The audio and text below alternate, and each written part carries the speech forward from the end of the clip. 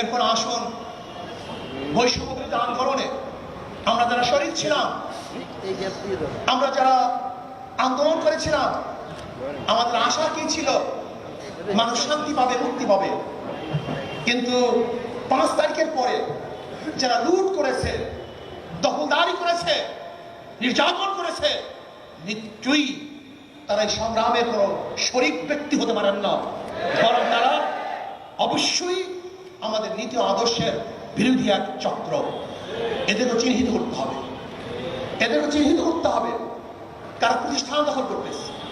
এই যে দেখেন সাগরদী মাদ্রাসা, জোরপূর্বক ভারপ্রাপ্ত প্রিন্সিপালকে তারা রিজাইন করতে বাধ্য করতেছে। বিভিন্ন প্রতিষ্ঠান থেকে জোরপূর্বক প্রিন্সিপাল বা শিক্ষকদেরকে তারা রিজন দিতে বাধ্য করেছে। কারণটা কি? কেন পদত্যাগ করতে হবে? বিচার আছে, যদি অন্যায় করে আমরা তার বিরুদ্ধে অভিযোগ দিতে পারি, অভিযোগ তদন্ত হবে, তদন্তের ভিত্তিতে তাকে সেখান থেকে বহিষ্কার করা হবে। কিন্তু এরা কোন সংস্কৃতি চালু হলো? ছাত্ররা গিয়ে জোরপূর্বক তাদেরকে পদত্যাগ করতে বাধ্য করবে। এর জন্য কিন্তু আমরা আন্দোলন করিনি। আমি অন্তর্বর্তী সরকারকে বলবো যে শিক্ষা ডিপার্টমেন্টে আছেন, যেখানে যেখানে জোরপূর্বক ওস্তাদদেরকে, প্রিন্সিপালদেরকে পদত্যাগ করতে বাধ্য করেছে, আপনি তদন্তের ভিত্তিতে যদি তারা দোষী না হয়, তাদেরকে দ্বিতীয়বার সেখানে কাজ করার সুযোগ করে দেন। এইটা আমরা চাই, আমরা বৈষম্য চাই না। আমরা আওয়ামী লীগের বিরুদ্ধে মিথ্যা মামলার অভিযোগ তুলি, আওয়ামী লীগ মিথ্যা মামলা দায়ের করেছে। কিন্তু আজকেও বরিশাল, এই বরিশাল থানায় গিয়ে দেখেন আমাদের আব্দুল হালিম মাস্টার, আমাদের চরমনি ইউনিয়নের সহসভাপতি, তার বিরুদ্ধে আবার নতুন ভাবে মিথ্যা মামলা হয়েছে। আমাদের আব্দুল রশিদ ভাই, আমাদের দায়িত্বশীল, তার বিরুদ্ধেও আবার মিথ্যা মামলা হয়েছে। আমি অন্তর্বর্তী সরকারকে বলবো, আপনারা জানেন জীবন দিয়ে, রক্ত দিয়ে এবং জীবনের মায়া ত্যাগ করে হাজার মানুষ 5ই আগস্টে যুদ্ধে অংশগ্রহণ করেছে। সেখানে মিথ্যা মামলার জন্য নয়, চাঁদাবাজি করার জন্য নয়, দখলদারি করার জন্য নয়, এই মানুষকে মুক্তি দেওয়ার জন্য, মানুষকে আজাদ করার জন্য। যদি আবারও মিথ্যা মামলা হয়, আমি প্রত্যেকটা থানা ঘেরাও করব এবং মিথ্যা মামলা তুলে নিতে বাধ্য করবো ইনশাআল্লাহ। মেরে ভাইয়েরা আমার, আমাদের বর্তমান অন্তর্বর্তীকালীন সরকার তিনি বলেছেন যে আমি ছাত্র কর্তৃক নিয়োজিত। আমি তাকে বলবো, এখানে যদি একটু কথা বলতেন তাহলে বৈষম্য বিরোধী আন্দোলনের মূল লক্ষ্য এবং উদ্দেশ্য প্রতিফলিত হতো। সেটা হলো আন্দোলনকারী লোকেরা আমাকে বসিয়েছে, আন্দোলনকারী লোকেরা বসিয়েছে। মনে রাখতে হবে এই আন্দোলন 5ই আগস্টের আন্দোলন, বিপ্লব এবং সংগ্রাম এবং স্বাধীনতা কোন এক ব্যক্তির, কোন এক দলের এবং কোন এক গোষ্ঠীর নয়। মনে রাখতে হবে, এটা বাংলাদেশকে যারা মুক্ত করতে চায়, জাতিকে যারা স্বাধীনতা ঘোষণা করতে চায়, যারা মানুষের অধিকারকে ফিরিয়ে দিতে চায়, এই আন্দোলন সবার আন্দোলন, এই আন্দোলন সবার আন্দোলন। এর জন্য আমি বর্তমান অন্তর্বর্তীকালীন সরকারকে বলবো, সংস্কার করুন। যেখানে যেখানে সংস্কারের প্রয়োজন আপনি সুন্দর মতো সংস্কার করুন। রাতারাতি যারা ক্ষমতায় যেতে চান, আমিও তাদেরকে বলবো, আগে দখল মুক্ত করেন, দখলদারি করা অভ্যাস ত্যাগ করুন, তারপরে দ্বিতীয়বার ক্ষমতা যাওয়ার স্বপ্ন দেখুন। 16 বছর কোথায় ছিলেন? আজকেই টাউন হলে সমস্ত জায়গাগুলি ব্যানার দিয়ে আটকিয়ে ফেলেছেন, ব্যানার দিয়ে আটকিয়ে ফেলেছেন। এর কারণটা কোথায়? এই দখলদারি মুক্ত আন্দোলন করেছে। এখানে দখল করবেন না? 16 বছর কোথায় ছিলেন? কি করেছেন? কোথায় ছিল আপনাদের ফেস্টুনি? কোথায় ছিল আপনাদের ব্যানার? আপনাদের কি পাওয়ার আছে আমরা জানি, আপনাদের কি শক্তি আছে আমরা সবাই জানি। খবরদার, স্পষ্ট কথা বলতে চাই, স্বৈরাচারী শেখ হাসিনার বিরুদ্ধে আন্দোলন করেছি, সংগ্রাম করেছি, রাস্তায় নেমেছি, বুক পেতে দিয়েছি, মানুষ শহীদ হয়েছে, মানুষ বিকলাঙ্গ হয়েছে, মানুষ আহত হয়েছে, নিহত হয়েছে, কিন্তু পিছপা হয় নাই। আমরা যোদ্ধার জাতি, আমরা আমরা রক্ত দিতে জানি, আমরা শহীদ হতে জানি, আমরা বুক পেতে সামনে দাঁড়াতে জানি। আমরা আবু বকরের বংশধর, আমরা ওমরের বংশধর, আমরা ওসমানের বংশধর, আমরা আলীর বংশধর, আমরা খালিদ বিন ওয়ালিদের বংশধর, আমরা শাহজালালের বংশধর, ইসহাকের বংশধর, আবুবকরের বংশধর, ইসহাকের বংশধর। যদি বাংলাদেশ ইসলামের খেলাফ কেউ কথা বলতে চায়, কেউ চক্ষু উন্মোচন করে ইসলামের বিরুদ্ধে, কেউ আঙ্গুল তুলে ওই আঙ্গুল ভেঙে দেবে ইনশাআল্লাহ, ওই চক্ষু উপড়ে ফেলবে ইনশাআল্লাহ। কেউ ভাববেন না যে শেখ হাসিনা গেছে, বামপন্থী বিপ্লব হবে, এই সমস্ত স্বপ্ন দেখার কোনো সুযোগ নেই। এই স্বপ্ন দেখেন না। বাংলাদেশের মানুষ সচেতন, ইসলামী ছাত্র আন্দোলনে বিশ্বাস করে। নীতি আদর্শের বাহিরে হাজার বার যদি দল পরিবর্তন হয়, হাজার বার যদি নেতা পরিবর্তন হয়, না, এদের শান্তি হবে না, এদেশে মানুষ মুক্তি পাবে না।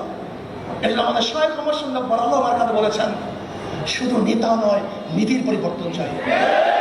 রুহানিয়াত ও জিহাদের সমাগত প্রয়াস, যেখানে আদর্শ থাকবে না, নীতি থাকবে না, এদের মাধ্যমে দেশ পরিবর্তন হতে পারে না। আপনাদের জন্য চরম সুযোগ চলে আসছে, অত্যন্ত সুযোগ। হক্কানি ওলামায়ে কেরামের সাথে আপনাদের সাথে যে বিরূপ আছে, যে মতনৈক্য আছে, যেহেতু কালকে নির্বাচন নয়, নির্বাচন একটু সময় লাগবে, সংস্কার করার পরে নির্বাচন হবে। কাজে আমি জামাতকে বলবো, হক্কানি ওলামায়ে কেরামের সাথে আপনাদের যে মতনৈক্য আছে, জলদি জলদি সেই মতনৈক্যগুলি দূর করে ফেলেন, আপসের মধ্যে এক হয়ে যায়। মাঝখানে মাদার গাছ রেখে যতই বুক মিলাবার চেষ্টা করি না কেন, বুক মিলবে না, বরং মিলাতে গেলে আমাদের উভয়ের কষ্ট হবে। এই জামাতের জন্য চরম সুযোগ। ওলামায়ে কেরামের সাথে, হক্কানি ওলামায়ে কেরামের সাথে যে মতনৈক্যগুলি আছে, আমরা বসে সমাধান করে ফেলি। যদি আমাদের উপরে কোনো মতনৈক্য থাকে, প্রশ্ন থাকে, আমাদেরকে বলুন, আমরা ইনশাআল্লাহ সেই মতনৈক্য দূর করে সবাই ঐক্যবদ্ধভাবে এই বাংলাদেশ ইসলাম হুকুমত কায়েম করি, মানুষের অধিকার ফিরিয়ে দিই। এই বাংলাদেশ সবাই বাংলাদেশ, এই বাংলাদেশ মুসলমান, হিন্দু, খ্রিস্টান, বৌদ্ধ, ইয়াহুদি, যারা এই বাংলাদেশের নাগরিক, তাদের জন্য সমান অধিকার বাস্তবায়ন করতে চাই। এখানে থাকবে মিডিয়া কর্মীদের সমান অধিকার, এখানে থাকবে রিক্সাওয়ালাদের সমান অধিকার, এখানে থাকবে জেলে তাঁতি, মজদুর, কুলি, ঋষি, কামার, যে যেখানে যেইভাবে জীবিকা নির্বাহ করে, তাদের সমান অধিকার আমরা বাস্তবায়ন করতে চাই। এর জন্য আসুন, বাংলাদেশকে বিনির্মাণ করার জন্য নীতির ও আদর্শের পরিবর্তন ব্যতীত কোনোদিন বাংলাদেশ বিনির্মিত হবে না, হতে পারে না। কাজে আমরা সম্মিলিতভাবে আদর্শ এবং নীতি চরিত্রকে পরিবর্তন করে বাংলাদেশকে গড়ার চেষ্টা করি, বাংলাদেশকে নির্মাণ করার চেষ্টা করি। সতর্ক থাকুন, সতর্ক থাকুন।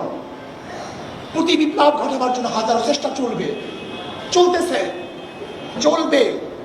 সতর্ক থাকুন। যখনই আবার ডাক দেওয়া হবে, তখন যার যা কিছু আছে তা নিয়ে আবার ঝাঁপিয়ে পড়তে হবে। আর অন্তর্বর্তীকালীন সরকার যদি বৈষম্যতা করে, একতরফা কাজ করে, একদিকে ঝুঁকে যায়, অন্য কাউকে বিয়োগ করার মেজাজ বা মেধা তাদের মধ্যে প্রস্ফুটিত হয়, তাহলে কিন্তু এটা বাংলাদেশের জন্য অশনি সংকেত, এটা ভালো হবে না। আপনাকে মনে রাখতে হবে, তারাই আন্দোলন করেছে, তারাই সংগ্রাম করেছে, সবাইকে নিয়ে কাজ করতে হবে। কোন একদিক ঝুঁকবেন না। যদি আপনি ঝুঁকেন, এটা আপনার সংস্কারের জন্য বাধা হবে, ঠিক হবে না, বাধা হবে। আর আহলে হক যত ওলামায়ে কেরাম আছেন, যত সংগঠন আছেন, আমি অনুরোধ করবো আসুন আমরা সবাই এক হয়ে যাই, সবাই এক হয়ে যাই, একসাথে কাজ করি, একসাথে রাস্তায় চলি, একসাথে আমরা উঠা বসা করি। যদি আমরা এক হয়ে যাই, আগামী বাংলাদেশ ইসলামী বাংলাদেশ, আগামী বাংলাদেশ ইসলামী হুকুমতের বাংলাদেশ, আগামী বাংলাদেশ জুলুম এবং নির্যাতন মুক্ত বাংলাদেশ, আগামী বাংলাদেশ ঘুষ মুক্ত বাংলাদেশ, আগামী বাংলাদেশ চাঁদা মুক্ত বাংলাদেশ, আগামী বাংলাদেশ দুর্নীতি মুক্ত বাংলাদেশ, আগামী বাংলাদেশ হবে সমস্ত মানুষের বাংলাদেশ। কাজে আসুন ঘুষ চাঁদা দুর্নীতি মুক্ত করি, বাংলাদেশকে গড়ার জন্য আজকের থেকে এই ছাত্র আন্দোলনের শপথ গ্রহণ করতে হবে, দাঁড়ে দাঁড়ে ঝাঁপিয়ে পড়তে হবে, প্রত্যেকটা ছাত্রকে ছাত্র আন্দোলনে আনতে হবে। ছাত্র আন্দোলনে ছায়া তলে যখন সমস্ত ছাত্ররা চলে আসবে, সেই দিনই আবার পূর্ব আকাশ থেকে নতুন সূর্য উদিত হবে, সেই দিনই বাংলাদেশের মানুষ মুক্তি পাবে, শান্তি পাবে, আজাদি পাবে। আসুন আমরা বাংলাদেশে গড়ার জন্য, ইসলামী হুকুমত কায়েম করার জন্য, সমস্ত মানুষের অধিকারকে ফিরিয়ে দেওয়ার জন্য আবারও চেষ্টা করব, দাওয়াত দেব, সংগ্রাম করব। আল্লাহ আমাকে এবং আমাদের সবাইকে সম্মিলিতভাবে কাজ করার তৌফিক দান করুন।